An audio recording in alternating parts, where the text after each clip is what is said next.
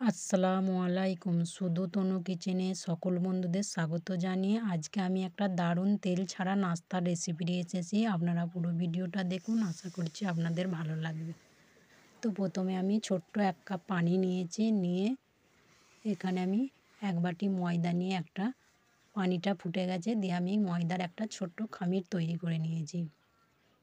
দিয়ে খামিরটা আমি তুলে রাখছি। দিয়ে এখানে আমি পালং শাকের জুস বের করে নিয়েছি, ফুড কালার ব্যবহার করিনি, সেই জুসটা ফুটিয়ে নিয়েছি। নিয়ে আবার 1 বাটির মতো ময়দা দিচ্ছি, দিয়ে আবার একটা সবুজ খামির তৈরি করে নিচ্ছি।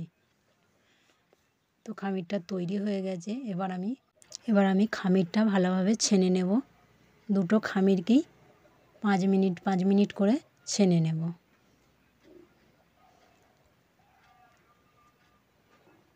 তো খামিরটা ছানা হয়ে গেছে।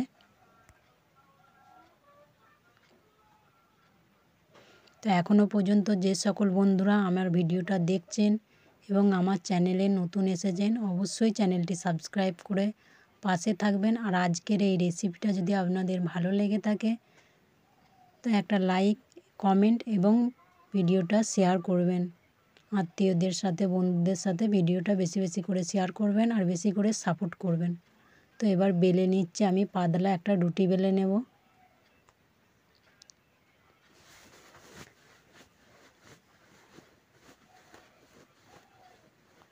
রুটিটা বেলা হয়ে গেছে। এবার আমি যে সবুজ খামিরটা তৈরি করে রেখেছিলাম সেটা দিয়ে একটা পাতলা রুটি বেলে নেব।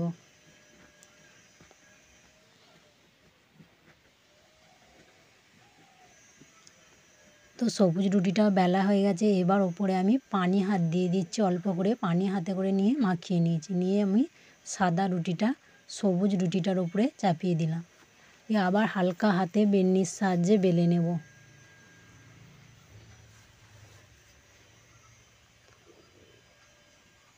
বেলা হয়ে গেছে। এবার আমি রোল পাকিয়ে নিচ্ছি। টাইট করে করে পাক দিতে হবে।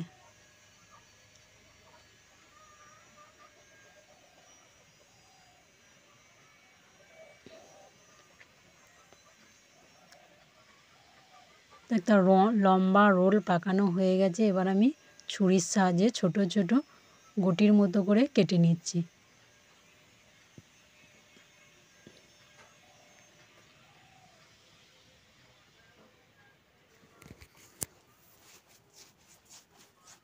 রোল কাটা হয়ে গেছে। এবার আমি বেলে নেব।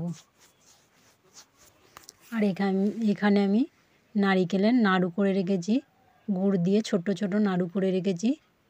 এই ঝিনুকগুলোর মাঝখানে আমি একটা করে নারিকেল নাড়ু দিয়ে দেবো।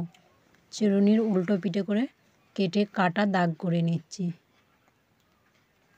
দেখতে সুন্দর লাগার জন্য। দিয়ে একটা নাড়ুকে মাঝখানে দেবো, দিয়ে উল্টে দেবো। দিয়ে এইরকম করেই আমি প্রত্যেকটা পিঠে তৈরি করে নেব।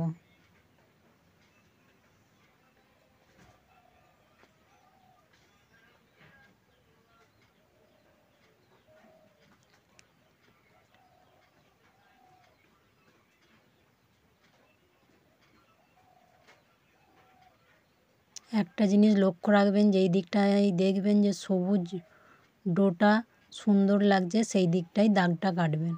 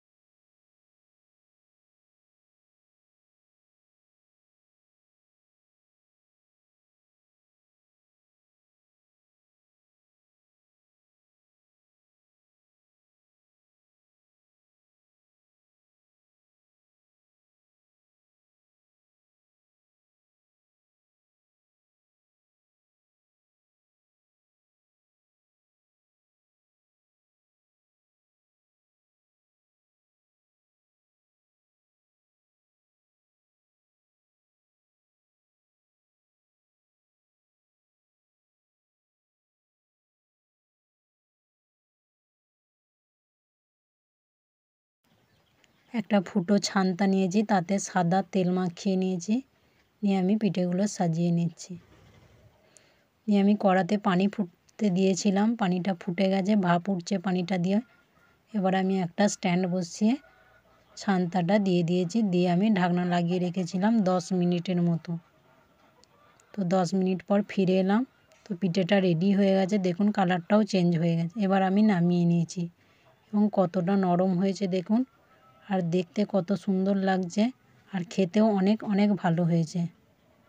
তো বন্ধুরা, ভিডিওটা এখানেই শেষ করছি। আবার অন্য কোনো দিন অন্য কোনো রেসিপি নিয়ে আসবো। আপনারা ভালো থাকবেন, সঙ্গে থাকবেন, বেশি বেশি করে সাপোর্ট করবেন।